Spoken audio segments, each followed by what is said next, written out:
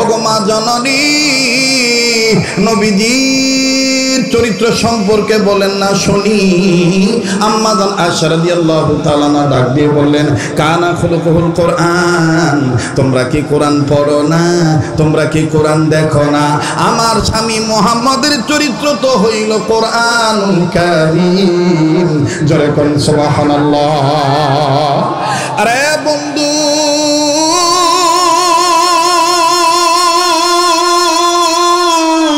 ওই সাহিবুল কোরআন বিশ্বনবী নবী আর রহমা নবীজিকে যদি আমি আপনি মেনে নেই, নবীকে যদি আমি আপনি ভালোবাসি, আমার আপনার যদি কোনো ভুলও থাকে, আল্লাহ রব্বুল আলামিন নবীজিকে উসিলা করে আমাকে আপনাকে মাফ করে জান্নাত দিয়ে দিতে পারে। দ্বীনি প্রতিষ্ঠানের সাথে সম্পর্ক রাখলে মূলত আল্লাহ এবং আল্লাহ রসুলকে পাওয়ার রাস্তা সহজ হয়ে যায়। কথা বলেন ঠিক কিনা? আল্লাহ এবং আল্লাহ রসুলকে পাওয়ার জন্য যে রাস্তাটা সহজ হয়ে যায়, এর চাইতে বড় নিয়ামত আর কিছুই হতে পারে না। হযরত মাওলানা শামসুল হক ফরিদপুরি রহমতুল্লাহি আলাইহি বলছেন, লেখছেন যে তুমি দুনিয়া সব পেয়েছো কিন্তু আল্লাহকে পাও নাই, কিচ্ছু পাও নাই। তুমি দুনিয়ার কিচ্ছু পাও নাই কিন্তু আল্লাহকে পেয়েছো, তুমি সব পেয়েছো। আর আল্লাহওয়ালা হইতে গেলে অতি সহজেই আল্লাহওয়ালা হওয়া যায়, বরঞ্চ আল্লাহ থেকে মুখ ফিরে নেওয়াটাই মুমিনদের জন্য বড় কঠিন। ঠিক কিনা বলেন? তো আমার পরবর্তীতে আপনাদের সামনে আলোচনা করবেন আমার অত্যন্ত পরম স্নেহের মহাব্বতের যুগ শ্রেষ্ঠ বর্তমান বাংলাদেশের জন্য নয়, সারা ভারত উপমহাদেশে তরুণ বয়সে আমাদের যে সমস্ত ওলামে দ্বীনগণ উম্মতকে একেবারে ভেঙে ভেঙে সঠিকভাবে কোরআন সুন্নাহর বিশুদ্ধ আলোচনা শোনান। ভাই ফ্যানটা আমাকে দিয়ে না, ভাই ফ্যানটা বন্ধ করেন, লাগলে অন্যদিকে দেন।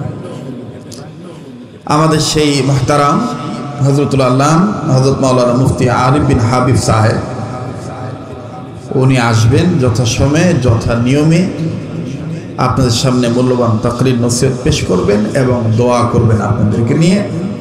আমি ওনার কাছে দোয়া চাই, আপনাদের কাছে দোয়া চাই, আল্লাহর কাছে দোয়া চাই। অল্প সময় আমি কথা বলবো, এই অল্প সময় যেন আল্লাহ তাআলা খাস খাস কথাগুলি, যে কথাগুলি আমাদের জন্য জরুর, এগুলি যেন আল্লাহ তাআলা বের করে দেন। বলেন আমিন। আবার বলেন আমিন।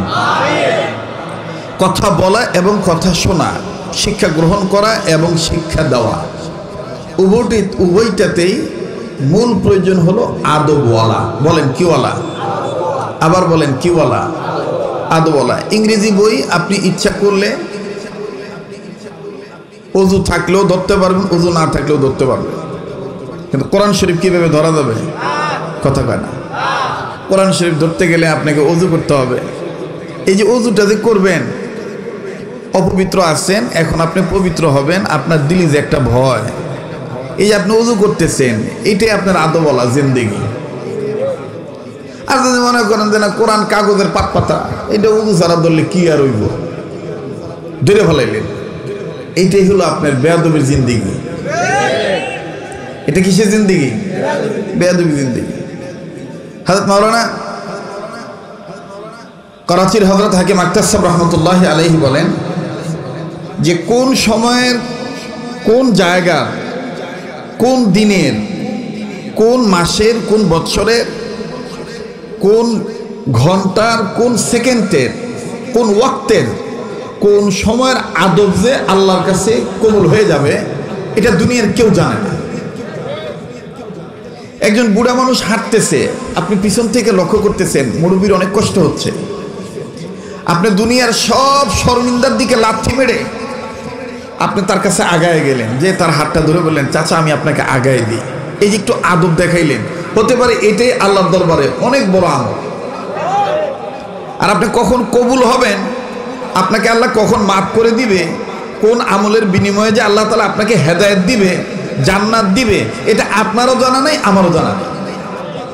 এই জন্য যখনই সময় পাবেন, সুযোগ পাবেন, ওই সময় আদব দিয়ে আদবওয়ালাদের কথা শুনতে চাইবেন, শুনবেন, তাহলে দেখবেন আদবওয়ালা জিন্দেগি চলে আসবে। আর আদবওয়ালা জিন্দেগিটাই হলো বন্দেগি, আদবওয়ালা জিন্দেগিটাই হলো বন্দেগি। সুলতান মাহমুদ গজনবী রহমতুল্লাহ আলাইহি, আপনার নাম শুনছেন, তো উনি এক বাড়িতে গিয়েছেন মেহমান হয়ে। আদব দেখেন কত বড় জিনিস। উনি বাড়িতে গেছেন মেহমান হয়ে, কোনো একজনের বাড়িতে গেছেন, তো রাত্রিবেলা উনি শোবেন। হঠাৎ করে খেয়াল করে দেখে যে উনি যেদিকে পা দিবেন ওদিকে একটা তাক আছে, এই তাকের উপরে কোরআন শরীফ রাখা। উনি সাথে সাথে ওই দিকে আর পা দিলেন না, উনি ঘুরে বসলেন। ঘুরে বসে এখন চিন্তা করতেছেন যে কোরআন শরীফটা এখানে, আমি এখন কি করি, না কোরআনটা অন্য ঘরে রেখে আসি। সুলতান মাহমুদ গজনবী রহমতুল্লাহ আলাইহি কোরআন শরীফ অন্য ঘরে নিয়ে যাওয়ার জন্য এক পা বাড়াইছেন। ইতিমধ্যে উনি আবার বলতেছেন, না কোরআনের কারণে আমি ঘর চেঞ্জ করি, আমার কারণে কোরআন কেন ঘর চেঞ্জ করবে? চিন্তা করছেন? বসেন বাবা। কোরআনের কারণে আমি ঘর চেঞ্জ করি, আমার কারণে কোরআন কেন ঘর চেঞ্জ করবে?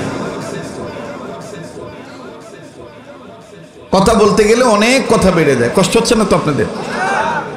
হযরত মাওলানা মুহাম্মদুল্লাহ হাফিজি হুজুর রহমতুল্লাহ আলাইহি, যাকে আমাদের বড়রা বলতেন আমিরুল ওয়াক্ত, সময়ের মুরব্বী। কিসের মুরব্বী? সময়ের মুরব্বী। এই আমিরুল ওয়াক্ত মুহাম্মদুল্লাহ হাফিজি হুজুর রহমতুল্লাহ আলাইহি মারা গেছেন অনেক বছর আগে, কিন্তু নাম নেওয়ার সাথে সাথে মনে হচ্ছে এখন মনে হয় জীবিত আছে। কেন? এর কারণ হলো হযরত আলার জিন্দেগিতে বন্দেগীর খবর এইরকম পাওয়া যায় যে কোরআনের সাথে তার অনেক সম্পর্ক ছিল, অনেক সম্পর্ক ছিল। কেমন সম্পর্ক ছিল? আল্লাহু আকবার। অনেক ছাত্র ভাইরা কথা শুনতেছেন, বড়দের কথা শুনবেন, বড়দের কথার মধ্যে নূর আছে। বড়দের কথা শুনলে বড় হওয়া যায়, বড়দেরকে মানলে বড় হওয়া যায়।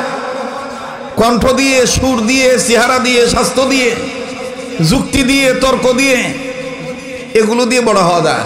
বড় হইতে গেলে বড়দের দোয়া লাগে। হযরত মুহাম্মদুল্লাহ হাফিজি হুজুর রহমতুল্লাহি আলাইহি উনি দেখেন নিজেকে কেমন করে আল্লাহর জন্য নিজেকে বিলিয়ে দিয়েছেন। শুনতেছেন বন্ধুরা?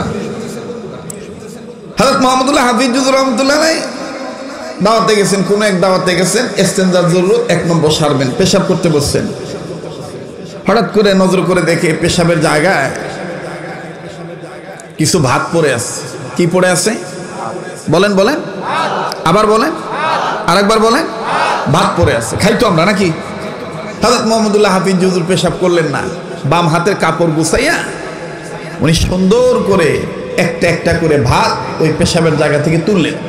তো খাদেমরা মনে করছে হুজুর মনে ভাত অন্য জায়গায় ফালাই দিল, কিন্তু খাদেমরা নজর করে দেখলেন মুহাম্মদুল্লাহ হাফিজ হুজুর একবার না, ওই ভাতগুলিকে 14 বার ধৌত করলেন। ধুইয়া উনি পকেট থেকে রুমাল বের করে পকেটে রুমালে রেখে দিলেন। যখন খানার সময় আসলো, বাড়িওয়ালা যখন দস্তরখানা বিছাইলেন, তখন উনি পকেট থেকে ওই রুমাল বের করলেন। বের করে বলতেছেন, ভাই আমার মেহনতের খানাটা আগে আমাকে খাইতে দাও। উনি সে ভাতগুলি খেয়ে ফেললেন। আর আজকে আমাদের অনেক মাদ্রাসায় দেখা যায়, অনেক মসজিদের ওযুখানা ড্রেনে দেখা যায় ভাত পড়ে আছে।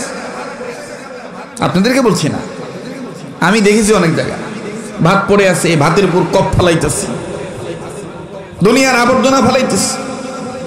তাম দুনিয়া মিলিয়া, সব বৈজ্ঞানিকদেরকে মিলে একটা ভাত আপনি তৈরি করে দেখান তো দেখি। আমার ভাইরা, হযরত মুহাম্মদুল্লাহ হাফিজ হুজুর রহমতুল্লাহ আলাইহি সে খানাগুলি খেয়ে ফেললেন, সে ভাত খেয়ে ফেললেন।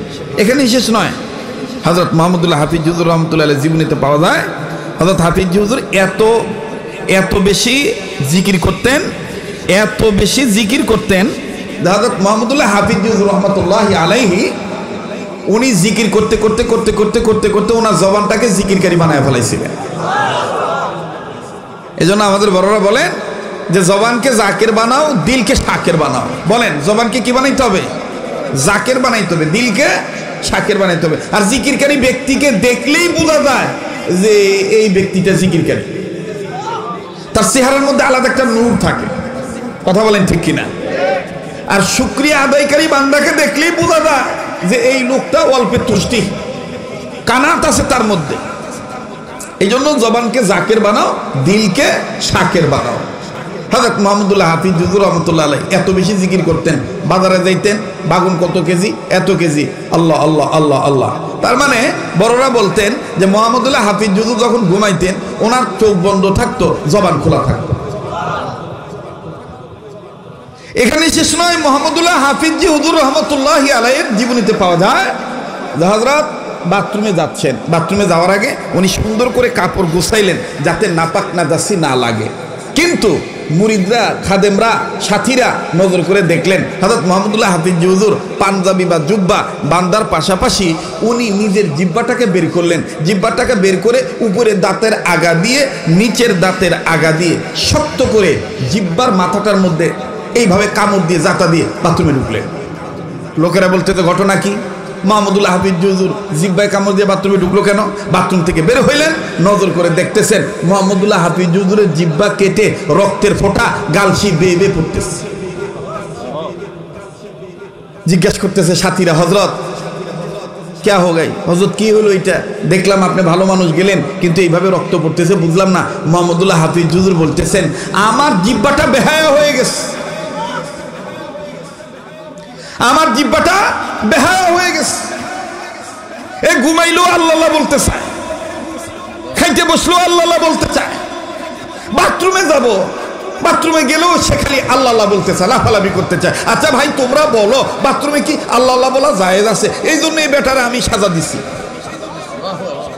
বলে বেটারে কেমনে সাজা দিছেন? কয় বাথরুমে ঢোকার পরও যখন দেখি জিহ্বা আস্তে আস্তে এমনি এমনি আল্লাহ আল্লাহ বলতে চায় তখন আমি এর জাতা দিয়ে ধরছি। কিন্তু জাতা দিয়ে ধরার পরও দেখলাম ওই যে তোমরা দেখো না, হাফিজ হুজুর বলে ওই যে তোমরা দেখো না পশু জবে করার পরে চামড়া খোলানোর পরও, রান আলাদা করার পরও, পা আলাদা করার পরও একটা সাইডে একটা গোস্তের টুকরা ত্রিপ ত্রিপ করে রুহ ছাড়াও লড়াচড়া করে। আমার জিহ্বাটার আগাকে আমি কামড় দিয়ে ধরলাম কিন্তু আমার মাঝখানের জিহ্বার মাঝখানের পেটটা উপরের তালুর সাথে টাস টাস করে বাড়ি খায়, আল্লাহ আল্লাহ বলতে চায়।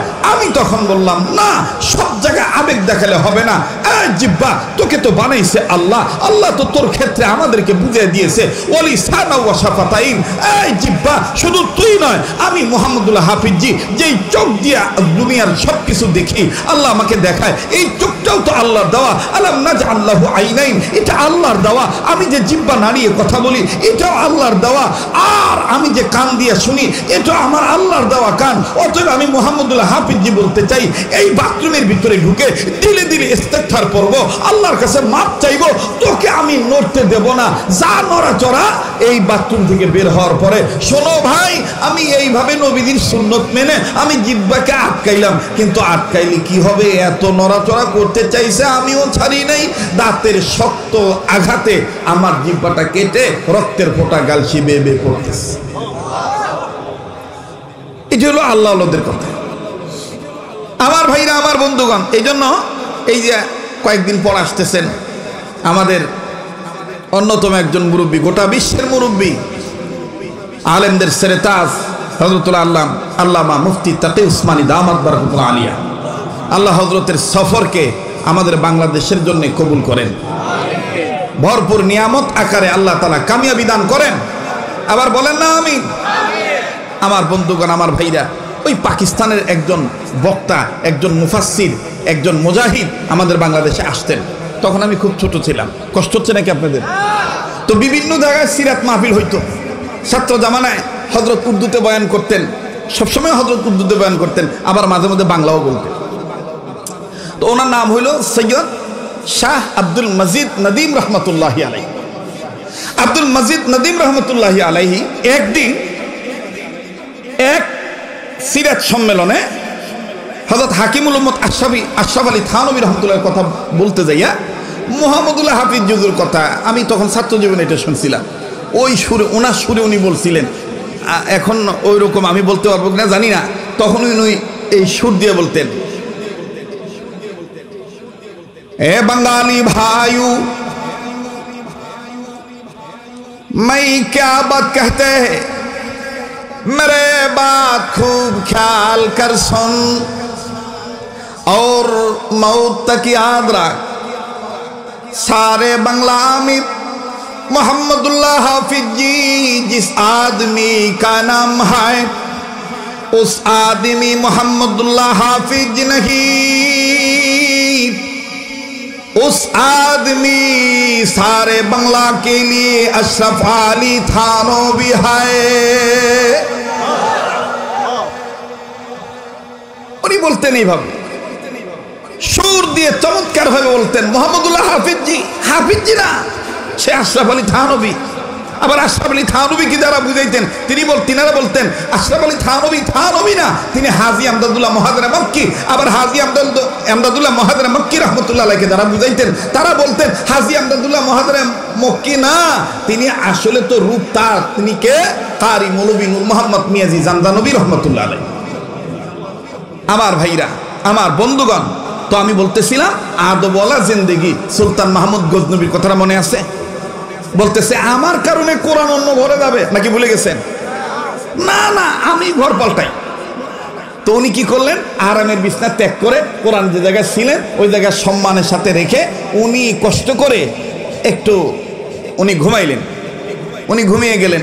আমার ভাইরা, আমার বন্ধুগণ, কিতাবে লেখক লেখে, আল্লাহওয়ালাগণ লেখেন, সুলতান মাহমুদ গজনবী রহমতুল্লাহ আলাইহির ইন্তেকালের পরে 1000 বছর পরে ওনার কবর ফেটে গেল। অর্থাৎ কোনো এক কারণে কবরের মাটি সরে গেছে, সেটা তুফানের কারণে হোক, ঝড়ের কারণে হোক বা ভূমিকম্পের কারণে, যে কারণেই হোক, কিন্তু 1000 বছর পর আমার বন্ধুগণ যখন ওনার এইরকম করে মানে শত শত বছর পরে সময় নিয়ে কোনো কথা থাকতে পারে, এই জন্য শত শত বললাম, শত শত বছর পরে ওনার লাশটা যখন বের হলো, কবরটা যখন মাটি যখন ফেটে গেল, ওনার লাশ যখন বের হলো, তখন বুজুর্গানে দিনগণ লেখেন নজর করে দেখা গেল কত শত বছর আগে তার দাফন হয়েছে, এখনো কাফনের গায়ে কোনো কাদামাটি লাগে না, নতুনত্বই পাওয়া যায়, নতুনত্বই দেখা যায়। আমার বন্ধুগণ, ওনার এক ভক্ত স্বপ্নে দেখলেন, স্বপ্নের মধ্যে জিজ্ঞেস করলেন, হযরত আপনি কেমন আছেন? সুলতান মাহমুদ গজনবী রহমতুল্লাহ আলাইহি উনি বলতেছেন, আলহামদুলিল্লাহ, আল্লাহ আমাকে মাফ করে দিছে, আমি খুব ভালো আছি। তখন বললেন, হুজুর বিশেষ কোনো আমলের কারণে? কয় না বাবা, আমার তো তেমন কোনো আমল নাই, তবে আমি যে কোরআনকে আদব করতাম, কোরআনকে যে সম্মান করতাম, ওই সম্মানের উসিলায় হয়তো আল্লাহ আমাকে মাফ করে দিয়েছে। তো ভাই, রাহমানিয়া আদর্শ বালিকা মাদ্রাসা, এখানে আর কিছু না হোক, ছেলে মেয়েদেরকে কোরআন শিক্ষা দেওয়া হয়। কি শিক্ষা দেওয়া হয়? বলেন, কি শিক্ষা দেওয়া হয়? কোরআন শিক্ষা দেওয়া হয়। এই কোরআনের বরকত আসছে না নাই? আবার বলেন, আসছে না নাই? এই কোরআনকে মানবে যারা, এই কোরআনকে মানবে যারা, এই কোরআনের পক্ষে আসবে যারা, এই কোরআনের উপর কোরআনের শাসন যারা মেনে নিবে, বলেন তাদের দাম বাড়বে না কমবে? কান লাগান, কান লাগান, এখন দেখবো ইমানি পাওয়ার কেমন আছে। খালি আবেগে চলবেন না, আবেগে চলবেন না। আমার বন্ধুগণ, কোরআনের শাসন মানলে বলেন তো দেখি, রাজাদের দাম বাড়ে না কমে? সরকারের দাম বাড়ে না কমে? জনগণের দাম বাড়ে না কমে? কোরআনের আইন, এটা কি কোনো মানুষের তৈরি করা আইন? কোরআনের আইন, শরীয়তের বিধানে, শরীয়তের বিধান কার আইন? চিল্লা বলেন, কার আইন? আবার বলেন, কার আইন? নিজে বলবেন, ডান বাম লক্ষ্য করবেন, কোন লোকটা বলে না, যে লোকটা বলবে না মনে করবেন শরীয়তের আইন সম্পর্কে তার ভিতরে কোনো কার্পণ্যতা আছে, কোনো সন্দেহ আছে, এই জন্য শরীয়তের বিধানের ব্যাপারে মুখ খুলতে চাচ্ছে না। বলেন, কোরআনের আইন কার আইন? আমার বন্ধুগণ, কোন ব্যক্তি, কোন গোষ্ঠী, কোন দল যদি এই ধরনের শব্দ উন্মোচন করে, এই ধরনের ভাষা প্রকাশ করে যে শরিয়া আইন আমি মানতে চাই না, শরিয়া আইনের উপরে আমাদের বিশ্বাস নাই, আমরা পরিষ্কার করে বলতে চাই, সেটা যে রাজনৈতিক দল হোক, সেটা যে দরবার হোক, যে ব্যক্তি হোক, স্পষ্ট কথা, তিনি মুসলমান নয়, তার ঈমান নাই, তিনি বেঈমান।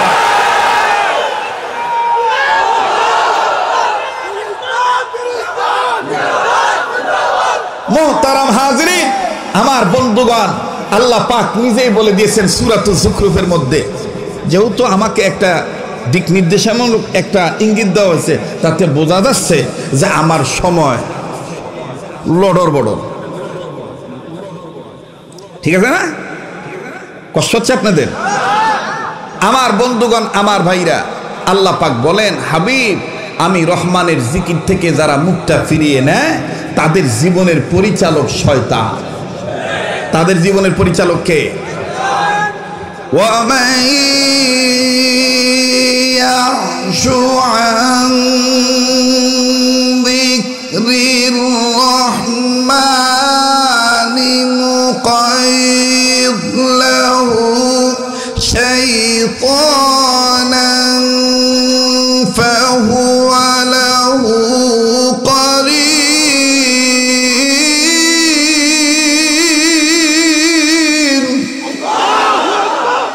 এ কথাটা কার? আল্লাহ বলেন, হাবিব, যারা আমি রহমানের জিকির থেকে মুখটা ফিরিয়ে নেয় তাদের জীবনের পরিচালক শয়তান। যাদের জীবনের পরিচালক শয়তান, তারাই তো শরীয়তের বিধানকে মানতে চায় না। যাদের জীবনের পরিচালক শয়তান, তারাই দুনিয়ার গদির লোভে আল্লাহর আইনকে লাথি মারতে চায়। যাদের জীবনের পরিচালক শয়তান, তারাই রহমানকে রহমান মানে না, তারা আল্লাহর আইনের ব্যাপারে বিশ্বাস রাখে না, তারা নাস্তিক হয়ে যায়, তারা মুরতাদ হয়ে যায়, তারা রাম বাম চ্যাটার্জি মুখার্জি গঙ্গোপাধ্যায় চট্টোপাধ্যায় হরিদাস পাল লেন সেনের দাদা বাবুদের, দাদা গোষ্ঠীদের, পশ্চিমা গোষ্ঠীদের দালাল হয়ে যায়। মুহতারাম হাজিরিন, আল্লাহ পাক বলেন, হাবিব, আমি আপনার উপর যে জিকির নাজিল করছি, এই কোরআন নামক জিকির আমি আল্লাহ আপনার জন্য ওয়ালি কওমিকা, আপনার উম্মতদের জন্য, উম্মতে মুহাম্মদীদের জন্য মহা সম্মানের বস্তু বানায় দিছি। সুবহানাল্লাহ। মুসলমান ভাইরা, আমার বন্ধুগণ, রব বলেন, ওয়া ইন্নাহু লাযিকরুল লাকা ওয়া লিকওমিকা ওয়া সাওফা তুসআলুন। ওগো নবীজি, আমি যে জিকির নামক কোরআন আপনার উপর নাজিল করলাম, এই কোরআন নামক জিকির নামক কোরআন খানা, কোরআন নামক জিকির খানা। কেননা কোরআনের নাম জিকিরও আছে, কোরআনের নাম নূরও আছে। কথা কয় না? আল্লাহ পাক বলেন, নবীজি, এই কোরআন নামক জিকির খানা, জিকির নামক কোরআন খানা আমি আল্লাহ পাক আপনার জন্য ওয়ালি কওমিকা, আপনার উম্মতে মুহাম্মদীদের জন্য মহা সম্মানের বস্তু বানিয়ে দিলাম। দেখেন, কোরআনের পক্ষে আসলে কোরআন কেমন সম্মানের কিতাব। রব ডাক দিয়ে বলেন, নবী গো, যারা মানুষ হিসেবে জন্ম নিয়েছে, এই মানুষগুলি যদি আমি আল্লাহর কোরআনের দিকে আগায় আসে, আমি আল্লাহর ডাকে সাড়া দেয়, আমি রব তাদের দুইটা জিনিস পুরস্কার দেব। রব বলেন, আল্লাহু ইয়াদউ ইলাল জান্নাতি ওয়াল মাগফিরাহ। আমি আল্লাহ পাক বলে দিলাম, যারা মানুষ, এই মানুষগুলি যদি আমি আল্লাহর ডাকে সাড়া দেয়, আমি আল্লাহ তাদের জীবনের গুনাহ মাফ করে দেব, আমল নামায় জান্নাত লিখে ধন্য করে দেব। এ কথা কার? আবার বলেন কার? আল্লাহ বলেন, যারা আমার ডাকে সাড়া দিবে। এখন আল্লাহর ডাক কোন ডাক? আল্লাহর ডাক উম্মতের হক্কানি আলেমদের ডাক। আল্লাহর ডাক আল্লাহ ওয়ালাদের ডাক। আল্লাহর ডাক জান্নাত প্রাপ্ত বান্দাদের ডাক। কথা বলেন ঠিক কিনা? আল্লাহর ডাক যারা সিরাতুল মুস্তাকিমের অন্তর্ভুক্ত তাদের ডাক। আল্লাহর ডাক যারা নিয়ামত প্রাপ্ত বান্দা তাদের পথ। কথা বলেন ঠিক কিনা? আমার বন্ধুগণ, আমার ভাইরা, এখন এই সিরাতুন নবী সাল্লাল্লাহু আলাইহি সাল্লামের চাঁদে, রবিউল আউয়ালের চাঁদে কেউ যদি নবীর জন্মকে কেন্দ্র করে নিয়ামত প্রাপ্তদের পথ বাদ দিয়ে গজবওয়ালাদের পথ বাচ্চা নেয়, বাচ্চা নিয়ে যদি দুনিয়ার আনজুট্টি গানজুট্টি হইয়া মন মতলবী গান গায়, শ্রীপুরে ইত্যার নাই। আরো আসতে কম, আরো আসতে কম। আপনি মদিনায় যাবেন ভালো কথা, মদিনায় যেতে চাচ্ছেন ভালো কথা, কিন্তু মদিনা ওরা তো কোনোদিন গান্দা খায় নাই। ওদের কথা আসতে বলে। মদিনাওয়ালা তো কোনোদিন নাপাক থাকেন নাই, মদিনাওয়ালার কাছে তো কোনোদিন দুর্গন্ধ পাওয়া যায় নাই, মদিনাওয়ালা তো কোনোদিন অন্ধকারের নবী ছিল না। মদিনাওয়ালা এমন একজন নবী, যেই নবী অন্ধকারের মধ্যে আসছে তো আসছে, সব অন্ধকার দূরীভূত হয়ে গেছে। আর আপনি বলতেছেন আমি নবীর আশেক। হ্যাঁ, আমরাও মানি আপনি নবীর আশেক, কিন্তু আপনার আশেকের মধ্যে কিছু না কিছু মতলবের গন্ধ পাওয়া যায়। যখন আশেক তো ছিল আল্লামা সিরাজ রহমতুল্লাহ আলাই, আশেক অনেক ছিলেন। কত আশেক কতভাবে বলতেন। যেমন এক আশেক মায়া করে মোহাব্বত করে বারবার আল্লাহকে বলতেন, আমি কেমনে পাবো নবীজি আপনাই ও গো কামলিওয়ালা, কেমনে পাবো নবীজি আপনাই। বলেন না, আমি কেমনে পাবো নবীজি আপনাই ও গো কামলিওয়ালা, কেমনে পাবো নবীজি আপনাই। পাইতে চাই, পাইতে চাই। তাহলে কথাগুলি শোনেন আর বলেন, আমি কেমনে মোহাব্বত করে দরদ লাগায় বলেন, আমি কেমনে পাবো নবীজি আপনাই ও গো কামলিওয়ালা, কেমনে পাবো নবীজি আপনাই, কেমনে পাবো নবীজি আপনাই। আপওয়ালা পাক যাতে পাঠাই দিলেন দুনিয়াতে, নূরের মশাল দিল জ্বালায় সোনার মদিনায়, কেমনে পাবো নবীজি আপনাই, আমি কেমনে পাবো নবীজি আপনাই ও গো কামলিওয়ালা, কেমনে পাবো নবীজি। মাশাআল্লাহ, সাল্লাল্লাহু আলাইহি ওয়াসাল্লাম ওয়াদা করতে পারেন। হুজুর আজকের এই রহমানী আদর্শ বালিকা মাদ্রাসার মাহফিল থেকে রবিউল আউয়ালের চাঁদে ওয়াদা করতেছি, যত ব্যস্ত থাকি দৈনন্দিন জীবনে কমপক্ষে 100 বার দুরূদ শরীফ সাল্লাল্লাহু আলাইহি সাল্লাম পাঠ করব। কারা কারা তৈরি আছেন? ইনশাআল্লাহ। আল্লাহ কবুল করেন, বলেন আমিন।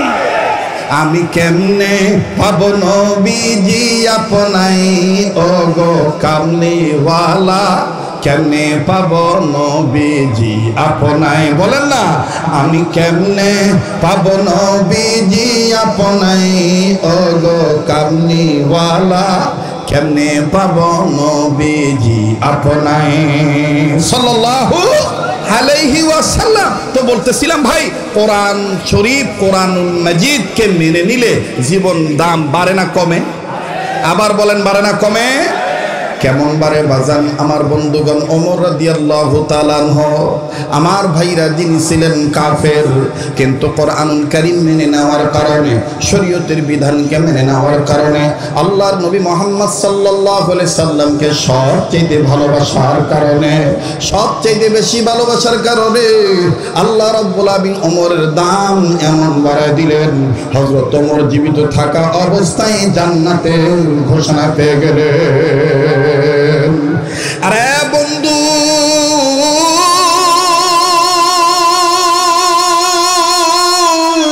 এই কোরআনুল কারীমের পক্ষে থাকলে, কোরআনুল কারীমের পক্ষে আসলে, কোরআনুল কারীমের দিকে আগা আসলে, শিক্ষার দিকে, দীক্ষার দিকে আগা আসলে আল্লাহ রাব্বুল আমিন আপনার আমার দাম বাড়ায় দিবেন।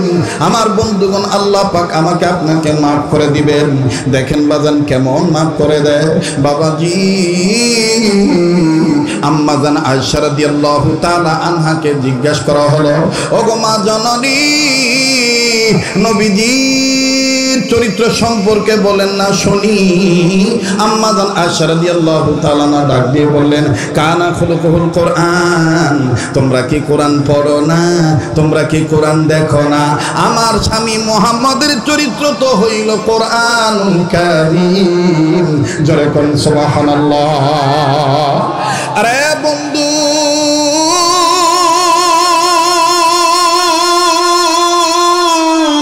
ওই সাহিবুল কোরআন বিশ্বনবী নবী আর রহমা নবীজিকে যদি আমি আপনি মেনে নেই, নবীকে যদি আমি আপনি ভালোবাসি, আমার আপনার যদি কোনো ভুলও থাকে, আল্লাহ রব্বুল আলামিন নবীজিকে উসিলা করে আমাকে আপনাকে মাফ করে জান্নাত দিয়ে দিতে পারে। দেখেন বন্ধু কেমন করে মাফ করে দিয়া জান্নাত দিলেন।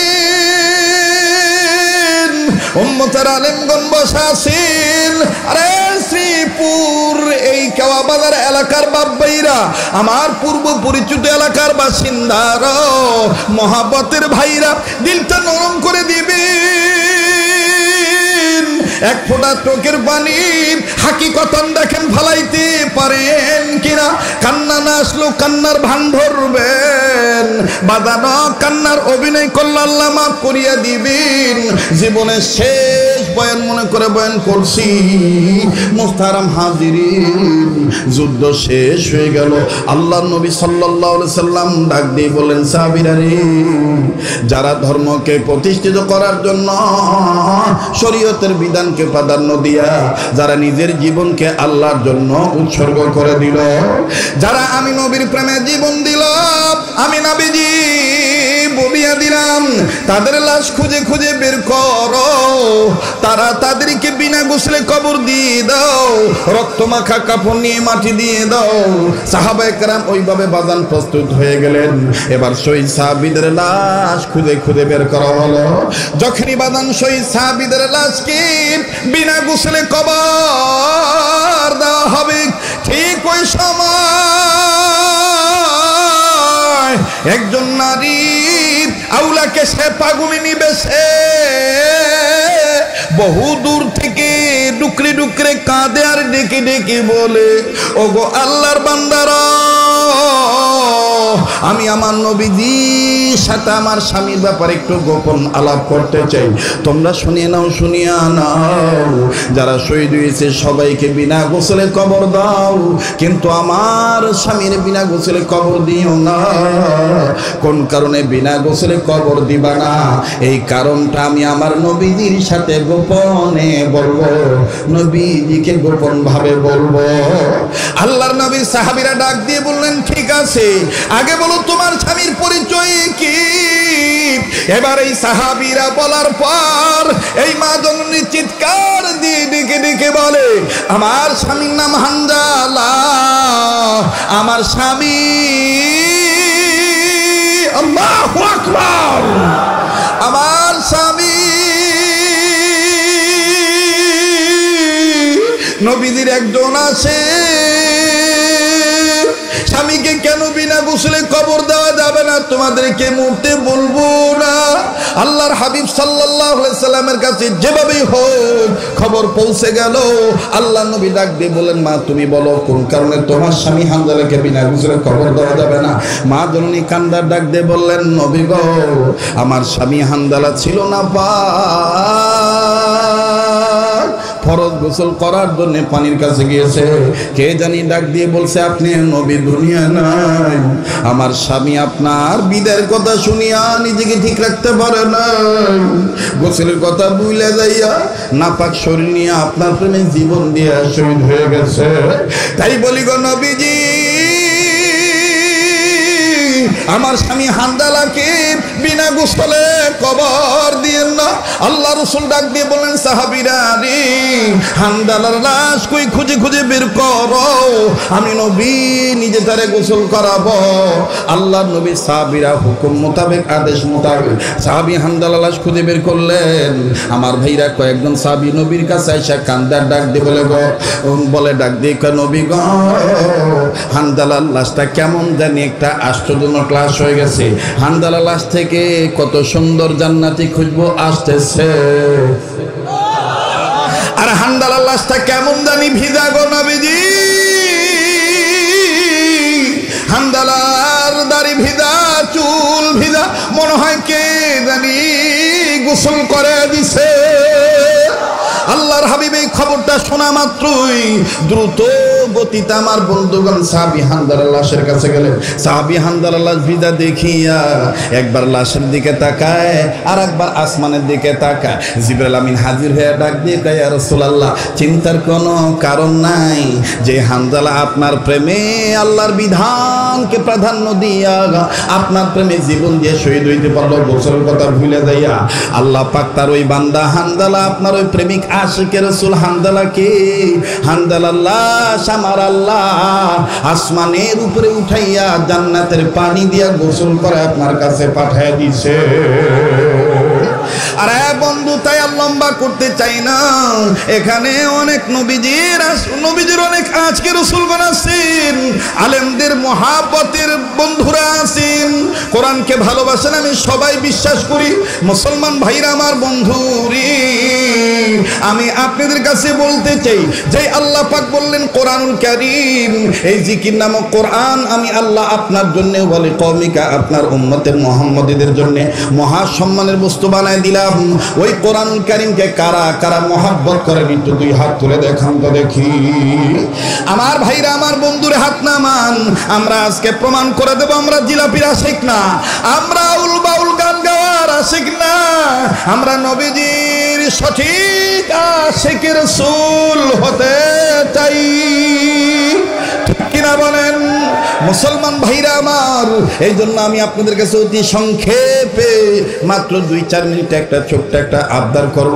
যেই হাতটা দিয়া বারবার কাবা ধরি, যেই হাতটা আল্লাহ ওয়ালাদের হাতের সাথে লাগানো, আমি আজকে দেখতে চাই বন্ধুরে কোরআনুল কারীমকে মহব্বত করিয়া, কোরআনুল কারীমকে ভালোবাসিয়া আমার ভাইরা হামদালার মতন প্রেমিক হইয়া দেখতে চাই বাদান রক্ত লাগবে না, নিজের কষ্টার্জিত অর্থ দান আপনি করবেন, সম্পদ আপনি দান করবেন।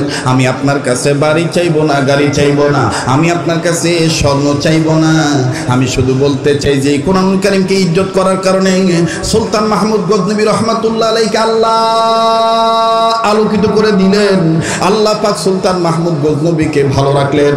আমার ভাইরা আমার বন্ধুগণ, যেই কোরআনুল কারীমের কারণে মুহাম্মদুল্লাহ হাফিজির দাম আল্লাহ বাড়ায় দিলেন, যেই কোরআনুল কারীমের কারণে হযরত ওমরের দাম আল্লাহ বাড়ায় দিলেন, জিরো থেকে ওমরকে আল্লাহ হিরো বানায় দিলেন, ওই কোরআনুল কারীমের শিক্ষাগার শিক্ষা প্রতিষ্ঠান এইটা রাহমানিয়া আদর্শ বালিকা মাদ্রাসা।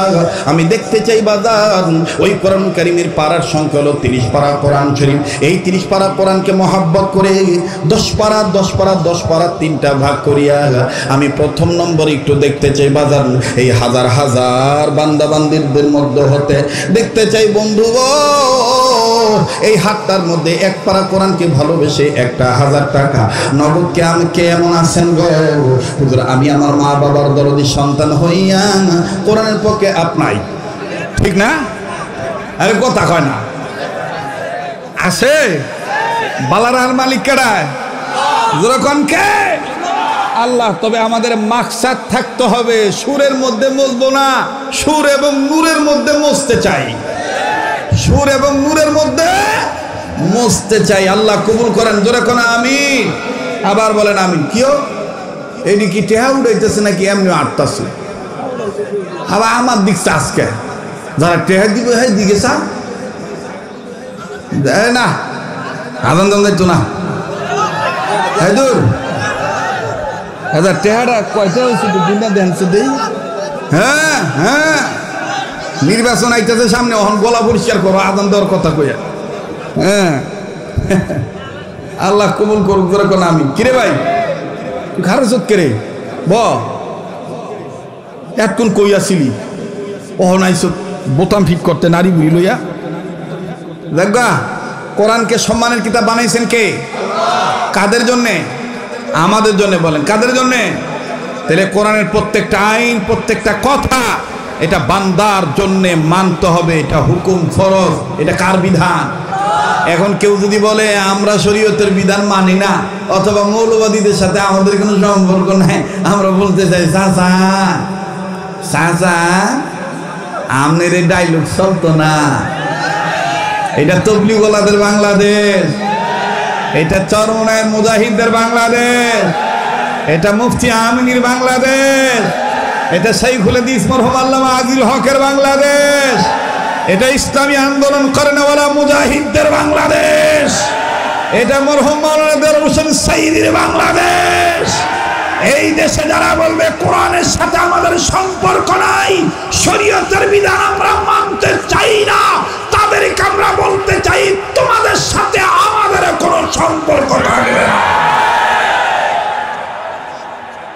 হ্যাঁ, খালি আছে আজানের তালে সোরা, এটা আজানের চাইতে বড় না রে, কথা কয় না। যে বিষয় নিয়েছিলাম এই বিষয়টা ঠিক আছে না? কোরআনকে সম্মানের কিতাব বানাইছেন কে? আল্লাহ রসুল বলেছেন খৈরুকুম মান তাআল্লামাল কোরআন ওয়া আল্লামা, তোমাদের মধ্যে ওই ব্যক্তি উত্তম ব্যক্তি, দামি ব্যক্তি, সম্মানিত ব্যক্তি যে ব্যক্তি নিজে কোরআন শিক্ষা গ্রহণ করে এবং অপরকে কোরআন শিক্ষা দেয়। ঠিক কিনা বলেন? তাহলে আমরা এই উত্তমের পক্ষে থাকতে রাজি আছি না নাই? কোরআনের পক্ষে থাকতে রাজি আছি না নাই? তাহলে আমাদের পরিষ্কার হিসাব আমাদের বুঝে আনতে হবে যে এই সম্মানের জিনিস এই জীবনে এই দুনিয়াতে টিকিয়ে রাখতে গেলে এই কোরআন যে মাদ্রাসাগুলিতে পড়ানো হয়, শিক্ষা দীক্ষা দেওয়ানো হয়, এই মাদ্রাসাগুলিকে আমাদের আবাদ করে রাখতে হবে, বিবাদ বাদ দিয়ে। ঠিক কিনা বলেন? আমরা কি বিবাদী হব না আবাদ করব? বিবাদ করব না আবাদ করব? আবাদ করব ইনশা। মাদ্রাসা যত হয় হোক, এই কথা কখনো বলবো না এত মাদ্রাসা করে লাভ কি, এটা কইতাম না। বাইতুল মোকাররমে আতরের দোকানের অভাব নাই, স্বর্ণের দোকানের অভাব নাই, হেটা দি কর না। একটা বাইতুল মোকাররমে একলা স্বর্ণের দোকান করে দু একটা হইলই তো না, হে বেলা কয় না এ বেলা কয়, তার মানে বোঝা যাবে বিতে ভেজাল আছে। বিতে কি আছে? ভেজাল আছে। নির্ভেজাল হতে হবে। আল্লাহর কোরআনের গুনগুনানি গ্রামে হবে, গঞ্জে হবে, শহরে হবে, বন্দরে হবে, আসমানে হবে, জমিনে হবে, সব জায়গায় হবে। একজন মুমিনের তামান্না থাকবে জীবনের শুরু থেকে মৃত্যু পর্যন্ত কোরআন নিয়ে থাকবো, কোরআন নিয়েই মরবো, কোরআন নিয়েই চলবো। যারা মানতে দিতে চাইবে না তাদেরকে পরিহার করব, কোরআনকে পরিহার করব না। বেঁচে থাকলে আবার দেখা হবে ইনশাআল্লাহ। ভাই না ভালো আমার ভাইরা, বেঁচে থাকলে আবার দেখা হবে ইনশাআল্লাহ। নিজেরা আপনারা আমল করবেন এবং অন্যজনকে আমলের জন্য উৎসাহিত করবেন। আমি যে কথাগুলি আল্লাহ ওয়ালাদের কথাগুলি বললাম, এই কথাগুলি আবার লিখিত আকারে আমার বই পুস্তক বইও আছে লিখিত আকারে। হ্যাঁ, বড়দের আল্লাহওয়ালা অর্থাৎ আমাদের মোহাম্মদুল্লাহ হাফিজ হুজুর একটা কিতাব আমি সংকলন করেছি আলেমদের পরামর্শে। এরপরে মৃত মানুষ কথা বলে, জান্নাতি নারীর বৈশিষ্ট্য। যাদের প্রয়োজন মনে করে দিন শিক্ষার জন্য কোরআন হাদিস রিসার্চ করে কিছু কথা শুনবেন, আমল করবেন, আপনারা নিয়ে যাবেন ইনশাল্লাহ। আমার গাড়িতে যোগাযোগ করে আমার লোকজনের কাছ থেকে আপনার কিতাবটা নিয়ে যাবেন। পরিশেষে আমি আপনাদের কাছে বলতে চাই, এই রাহমানী আদর্শ বালিকা মাদ্রাসায় আজকের যে আলোচক বৃন্দরা ছিলেন, আছেন, এখন উপস্থিত হবেন, আমার পূর্বে যারা ছিলেন, পরে যারা আসবেন, প্রত্যেকটা ওলামায়ে কেরামদের জন্য দোয়া করবেন। আল্লাহ যেন জাতির শ্রেষ্ঠ সন্তানদের হায়াতের মধ্যে ভরপুর বরকত দান করে। এই আলেমদের ছায়াকে যেন আল্লাহ আমাদের জন্য লম্বা করে দেয়, বলেন আমিন। আল্লাহ তাআলা আমাদের সবাইকে নসিহতগুলির উপরে আমাকে সহ আমল করার তৌফিক দান করে। সুবহানাল্লাহ। না না, হুজুর চলে আসছে। আরে বাইরে ভাই দেখেন, বেঁচে থাকলে দেখা হবে ইনশাআল্লাহ।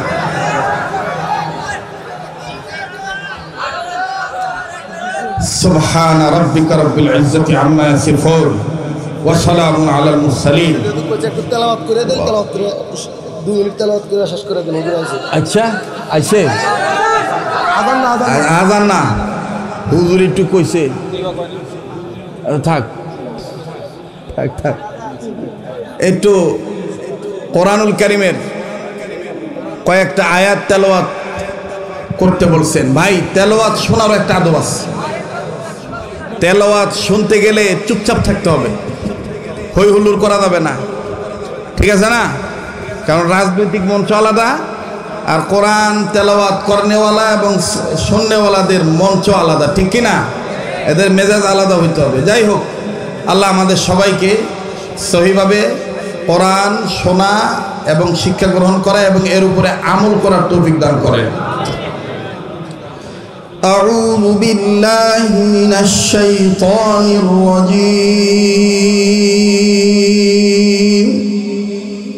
بسم الله الرحمن الرحيم